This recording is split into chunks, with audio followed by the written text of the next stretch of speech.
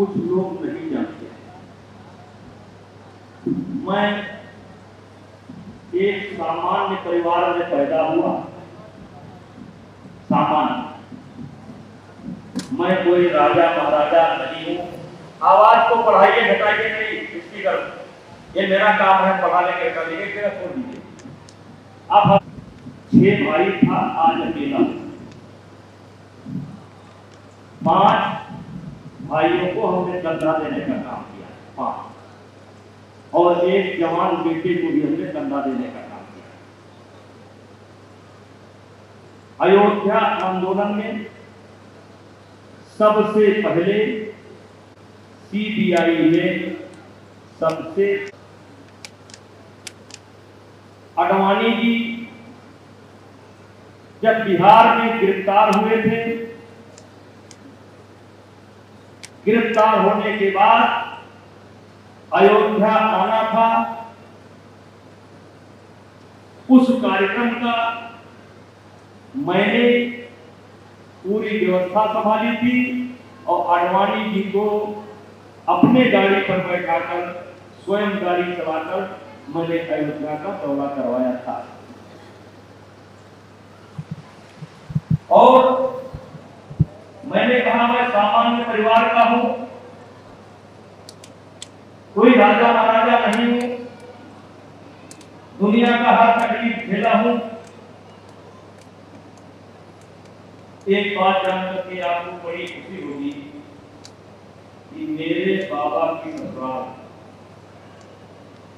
आरा और बक्सर अब अलग हुआ 91 में।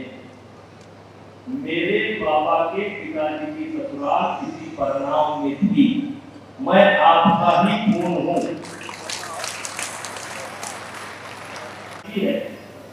वो रिश्ता अलग, लेकिन अगर आप देखें तो कोई मैं आपकी झूठी प्रशंसा नहीं कर रहा। मतलब मेरे बाबा के पिताजी की ससुराल परनाव में थी, आज भी मुखिया जी का परिवार वहां पर है, हमारा रिश्ता बना हुआ है। उस समय नाव से बारात, अयोध्या से बारात नाव से चल करके परनाव आई थी। तो कहीं ना कहीं आपका खून हूं। मेरा से मैंने आपको अपना बताया और मेरे जीवन का सिद्धांत रहा है और हर व्यक्ति का सिद्धांत होना चाहिए कि गरीब से डरो और शरीफ से डरो। गरीब से डरो, शरीफ से डरो। कभी ये हाथ अगर किसी गरीब के ऊपर उठ जाए, कभी शरीफ के ऊपर उठ जाए, तो बिना सोचे विचारे जाकर के हाथ जोड़ करके माफी मांग लो, वो गरीब क्षमा कर देगा। मेरे जीवन का ये जला निरंतर जीवन भर, दीपा जला निरंतर जीवन भर, जलकर भरकर जगता अभियान दूर किया, अंगारों पर बैठा मुस्कुराता रहा सदा, सब दर्द दाग भी करी पग पग पर मजबूरी जंजीर गिराती थी, पर कभी मुसीबत के आगे सिर झुका नहीं। तो बार पहाड़ पंथ पर आकर खड़े हुए, फिर भी तूफानी पर मेरा झुका। आपका कौन है? ये कौन सी वाला कौन है? कैसे रुकेगा? आमिना भी घर बनवाए हो लेबर से, कांटों में जामुन था मुझे पत्ते होगा, और क्या सरकारों ने मेरी गंगा सवार कर करता करने में कोटों का जीवन का अंचल केंद्र नहीं छोड़ा करते। जीवन का अंचल केंद्र नहीं छोड़ा करते। खुद पर अजय विश्वास लिए मैं बढ़ा चला, सौभाग्य विफलता की आंधी से टकराया और कभी पराजित असुना को से निकला। और मेरे भाइयों, किसी ने जब मैंने एक दिन कहा कि राज ठाकरे अयोध्या आने से पहले उत्तर प्रदेश के यशस्वी मुख्यमंत्री आदित्यनाथ जी से आशीर्वाद लेना चाहता है। मेरे मित्रों, ये मेरा निर्णय झटके का निर्णय नहीं है। ये मेरा निर्णय झटके का निर्णय नहीं है कि एक झटके में मैंने निर्णय ले लिया हो। मैंने स्वीकार किया। फिर हमने राज ठाकरे के कृत्य देखे कि किस तरीके से उन्होंने उत्तर भारतीय और मराठी मानव का बीज बोया, किस तरीके से हमारे माताओं को, हमारे मजदूरों को, हमारे खेरा वालों को, हमारे विद्यार्थियों को, और इसने तो किसी को छोड़ा ही नहीं जिसका इसने अपमानना किया। मेरे भाइयों, गोस्वामी तुलसीदास जी ने कि जब जब हो धर्म की हानि, कौन है असुर महाअभिमानी, और तब तब धरि प्रभु मिलिन शरीरा, हाहि आए सज्जन के कीरा। मैं अयोध्या से चल करके आया, मेरे घर की दूरी अयोध्या से एयर दूरी 3 किलोमीटर है। हम अपने आप को अयोध्या का चौकीदार मानते हैं। हम अयोध्या से अपने आप को जुड़ा मानते हैं। और किस 1857 में कुंवर सिंह ने अंग्रेजों के छक्के छुड़ाने का काम किया था, उसी 1857 में हमारे परिवार को लड़ते लड़ते भी उन्नाव से भाग करके अयोध्या में आकर के बसना पड़ा था। मेरे भाइयों, जब जब हो धर्म की हानि, कौन है असुर महाअभिमानी, और तब तब धरि प्रभु मिलिन शरीरा, हाहि आए सज्जन के कीरा। एक समय आता है जब रावण का आतंक समझिए पूरे भारत में पहुंच चुका था। विश्वामित्र की एक कर्म भूमि है। विश्वामित्र के समकालीन कई संत उस समय थे, लेकिन वो तपस्या में मस्त थे। मैं किसी संत की आलोचना नहीं करना चाहता। संत समकालीन देश में कई संत थे, कुछ उनसे श्रेष्ठ भी थे, कुछ उनसे ज्येष्ठ भी थे, कुछ उनसे जनते भी थे, लेकिन विश्वामित्र अयोध्या जाते हैं और एक बालक उठा करके वहां से लाते हैं। दशरथ से तो बालक उठा करके लाते हैं। इसी धरती पर पढ़ाई लिखाई युद्धाभ्यास का प्राप्त करते हैं, और एक तरीके से कह लीजिए इसी धरती से रावण के पतन का अभियान का ताना बाना विश्वामित्र जी ने सुना था। इसी धरती से जब जब हो धर्म की हानि, असुर महाअभिमानी, और तब तब धरि प्रभु मिलिन शरीरा। और तब विश्वामित्र जी ने यहीं से ताना बाना सुना था, यहीं से तारका वध, यहीं से मारीच वध, फिर यहाँ के जाने के बाद मिथिला के जाने के बाद अयोध्या, और अयोध्या के जाने के बाद लंका। मेरे भाइयों, मैं तो ये कहना चाहता हूं, यदि राम राम है, तो राम को राम बनाने वाले का नाम है विश्वामित्र। हम आज उस धरती से आशीर्वाद मांगने के लिए आए। उस समय भी यह अभियान चला था और इसी धरती से चला था, और इसीलिए आज मैं आपका समर्थन मांगने आया हूं। और जब मैंने देखा राज ठाकरे, तो मैंने तुरंत कहा कि माननीय मुख्यमंत्री योगी आदित्यनाथ जी, आपको राज ठाकरे से तब तक नहीं मिलना चाहिए जब तक ये उत्तर भारतीयों से माफी ना मांग ले। फिर अखबार वाले के पास आ गए कि अगर वो माफी नहीं मांगता है तो फिर कई सवाल हुए क्या आपने पार्टी से पूछा है? हमने कहा नहीं। क्या आपकी पार्टी आपका साथ देगी? हम नहीं जानते। क्या आपके खिलाफ पार्टी कोई कार्रवाई कर सकती है? हमने कहा यदि नहीं जानते। तो आप क्या करेंगे? हमने कहा मेरे इस आंदोलन से पार्टी का कोई लेना देना नहीं है। पहले मैं राम का वंशज हूं, अयोध्यावासी हूं, फिर मैं उत्तर भारतीय हूं, फिर मैं भारतीय जनता पार्टी का सांसद हूं। अगर पार्टी जाने उसको क्या करना है। और इसीलिए कहता हूं मेरे भाइयों, किसी सोते को कपड़ा से जरा ध्यान से सुनिए भैया, बड़ा जोर लगा रहे हैं। किसी सोते को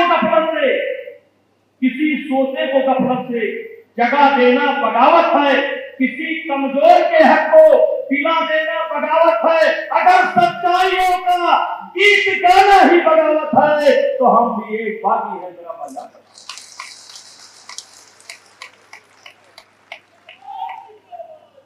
इसलिए जाते ही अयोध्या में मैंने समर्थन मांगा और मुझे गर्व है इस बात का कि अयोध्या का कोई भी संघ ऐसा नहीं है जो इस आंदोलन में हमारे साथ ना हो।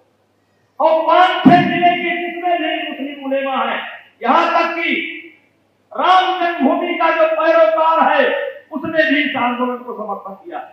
आप लोग फोटो देखते होंगे। मेरे भाइयों, मैं कहना चाहता हूं कि जब आजादी की लड़ाई लड़ी जा रही थी, एक ऐसा समय था जब आजादी की लड़ाई लड़ी जा रही थी तो हिंदू और मुसलमान दोनों कंधा मिला करके अंग्रेजों से लड़ाई लड़ने का काम कर रहे थे। आजादी के बाद सन 1975 में जब इंदिरा जी ने इस देश के ऊपर इमरजेंसी लगाई थी, लोकनायक जयप्रकाश नारायण के अगुवाई में एक आंदोलन इमरजेंसी के खिलाफ लड़ा गया था। उसमें भी हिंदू और मुसलमान कंधा मिला करके उस लड़ाई को लड़े। मेरे भाइयों,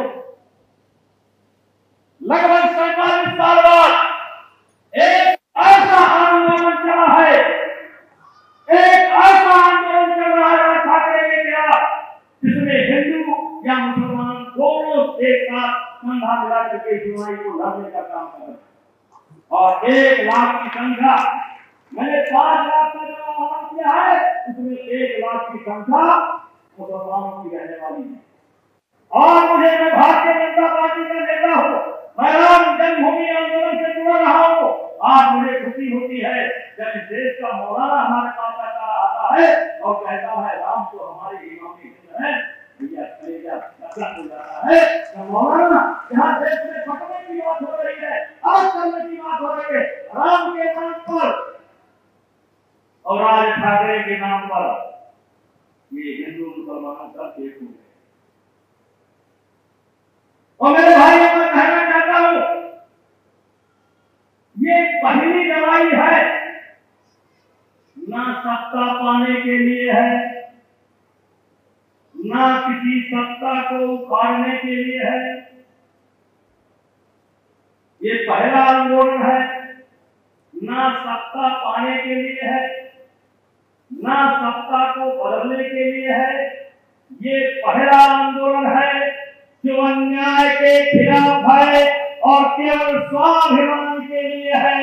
इसके अलावा कोई दूसरी चाह इसमें नहीं। मैं 6 बार भारतीय जनता पार्टी का सांसद बना, 1 बार मेरी पत्नी सांसद बनी, 2 बार से मेरा बेटा विधायक है। और भाइयों, आप मेरे रिश्तेदार हैं, नातेदार हैं, मेरे खून हैं। ऐसा नहीं है कि मेरा समाचार आप तक पहुंचता नहीं होगा, मेरा समाचार आप तक पहुंचता होगा। ये आपका भैया और आपका ये नाती विधायक एमपी के लिए नहीं कर रहा है, विधायक एमपी बनाने और बिगाड़ने का काम कर रहा है। इतनी हैसियत है, मुझे राजनीति के आंदोलन नहीं, ये आंदोलन सिर्फ आह्वान की। मैंने कोई कोहनूर का हीरा नहीं मांगा है कि लंदन से ला दे सकते। मैंने कोई कोहनूर का हीरा नहीं मांगा कि लंदन से ला दे सकते। मैंने केवल तुम्हारे 2 शब्द मांगे, आओ राम सबके, किस सबके है, ये देश सबका है, आओ। लेकिन आने के पहले 2 शब्द, जिनको तुमने मारा, जिनको तुमने अपमानित किया है, हमारी महिलाओं को, हमारी महिलाएं हाथ जोड़कर खड़े हो जाती थी इसके मंत्री के कार्यकर्ताओं के साथ कि भैया 15 दिन का मौका दे दो, पेट में बच्चा है, डिलीवरी करा दे दो, हम चले जाएंगे। इस राजपथ से हमारी माताओं को डिलीवरी कराने का मौका नहीं।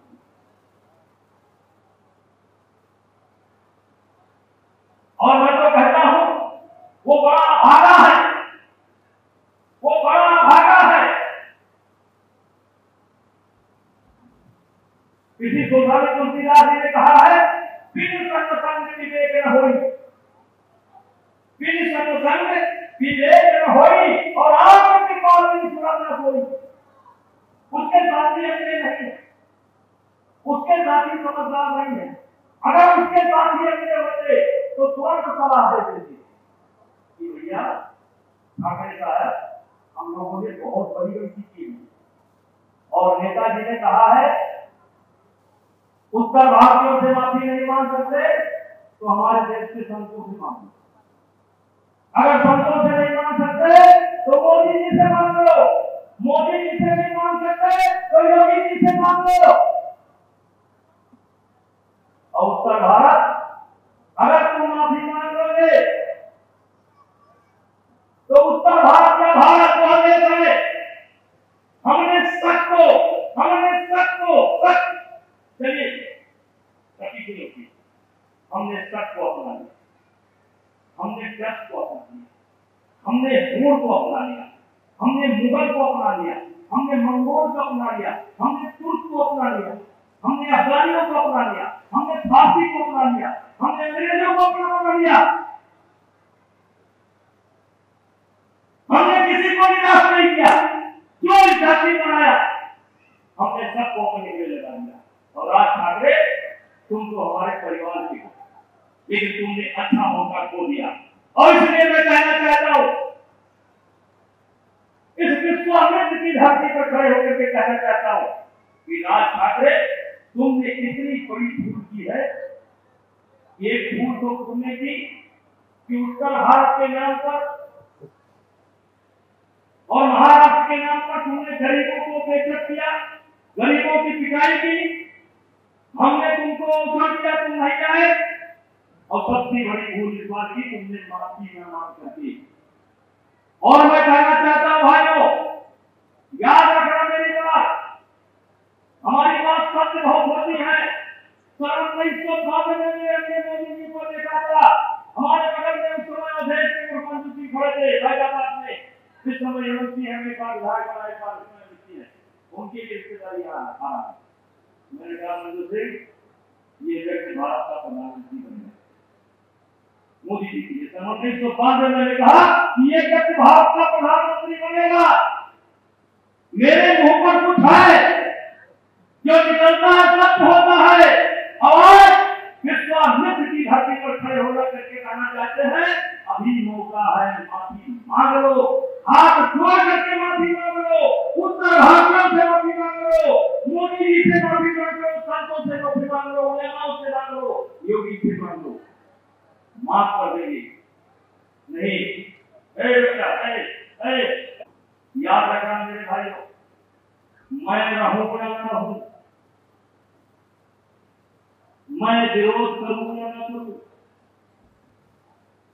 ये मसला अब इतना ऊपर निकल चुका है कि राज ठाकरे कभी भी बिहार आना चाहेगा, कभी भी झारखंड आना चाहेगा, कभी भी उत्तर प्रदेश आना चाहेगा, कभी भी छत्तीसगढ़ आना चाहेगा, कभी भी बंगाल आना चाहेगा, तो वो आ नहीं पाएगा। कोई न कोई नौजवान उसका विरोध जरूर करेगा,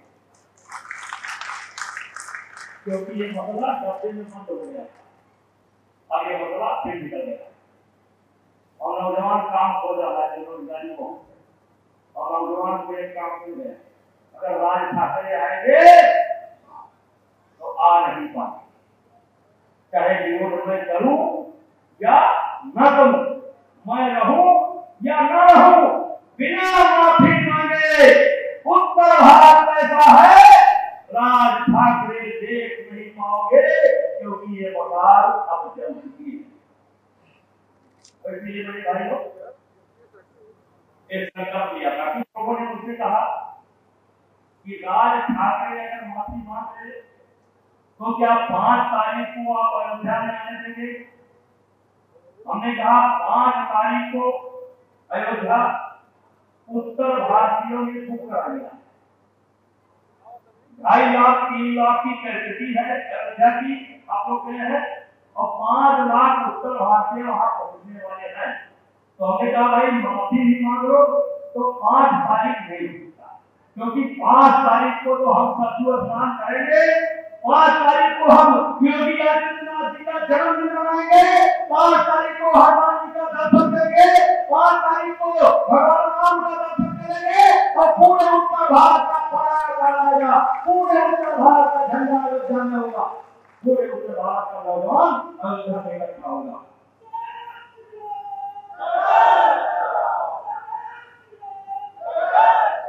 ये क्यों? क्योंकि हम देश के किसी भी कोने में भाषा के नाम पर, जाति के नाम पर, क्षेत्र के नाम पर, मजहब के नाम पर अगर उत्तर भारतीयों के साथ कहीं भी कोई नाइंसाफी होगी तो उनको अयोध्या का वो दृश्य याद करना पड़ेगा कि उत्तर भारतीय कह चुका है, ये सहन नहीं करेगा, ऐसे ही हमारा स्वागत करेगा। इसीलिए मैं इस कार्यक्रम को कर रहा हूं। आप आइएगा तो आ जाइएगा और यहीं से अपनी बातें चलेंगे, चिंता मत करिए। आपके इस भगिना का, आपके इस ललना का 299 अगर हो जाएगा तो मुझको थप्पड़ मार लेना। 5 लाख होगा, 6 लाख होगा, 7 लाख होगा, कम नहीं होगा, लेकिन आपका आशीर्वाद हमें ताकत दे रहा है। आपने जो स्वागत किया इससे हमको ताकत मिल रही है, हमको समर्थन मिल रहा है, हमारा मनोबल बढ़ रहा है।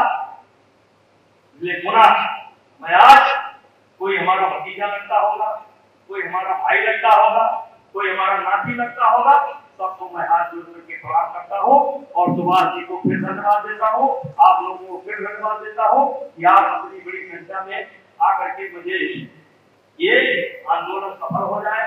एक ओर हम लोग बैठे माफी मांगो, अगर ध्यान है